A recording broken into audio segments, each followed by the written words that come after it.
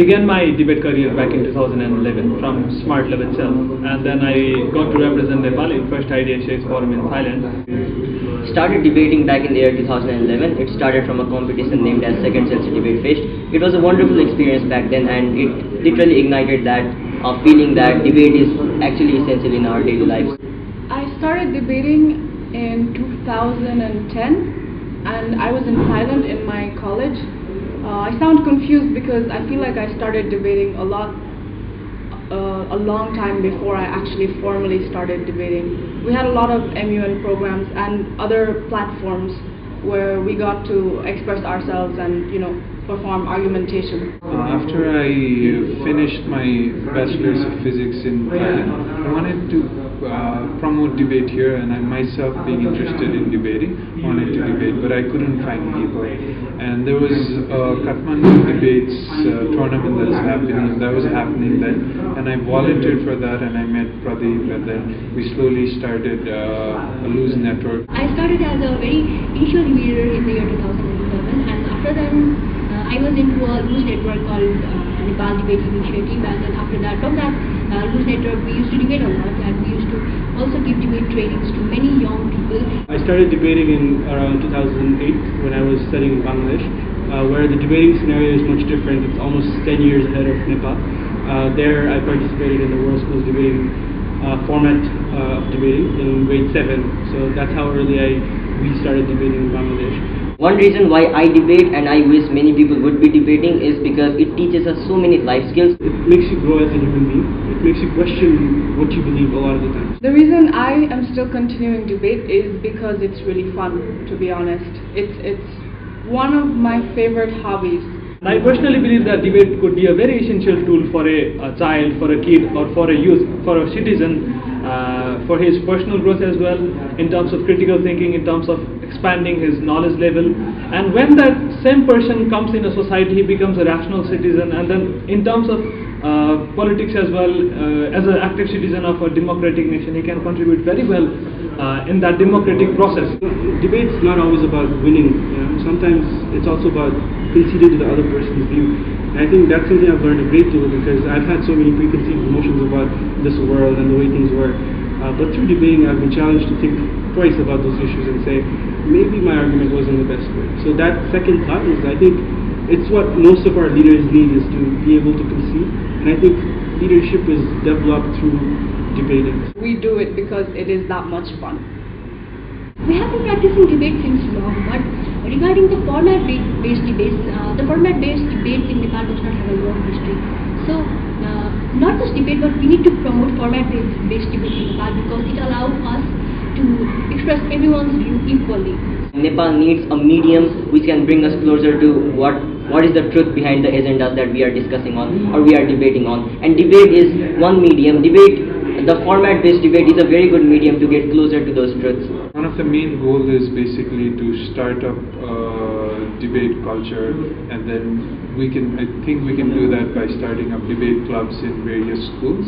And eventually, I would love to see a Nepal debate team participating in an international debate tournament. It's very important to start debating in a proper format like world school style debating and British parliamentary in the long run.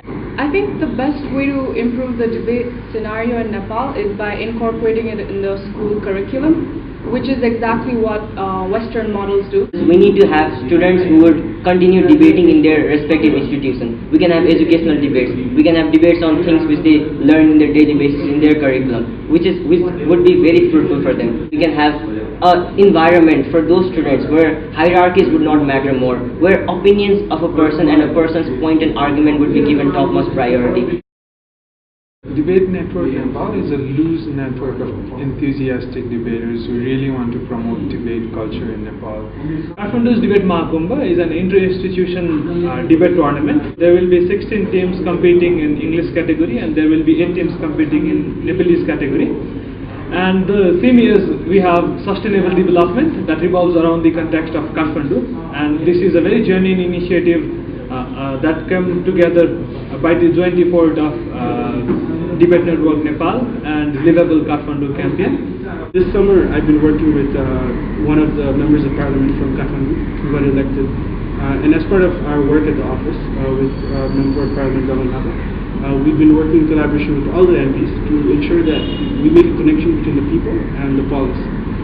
Through this debate tournament, we expect that there will be a new generation of debaters coming in, and they will go back to their institutions, they will form debate clubs and be active in the debate process over there. We engage young people not on big issues like nuclear weapons or abortion or prostitution legalization, but on issues that we face every day. So issues such as waste management, water supply, transportation, air pollution. These are issues that we face and see every day. And the best way to get young people more aware and more concerned about these issues is through debating. We have also trained this another generation of debaters, and they will now be adjudicating and coaching the upcoming generation of debaters, right?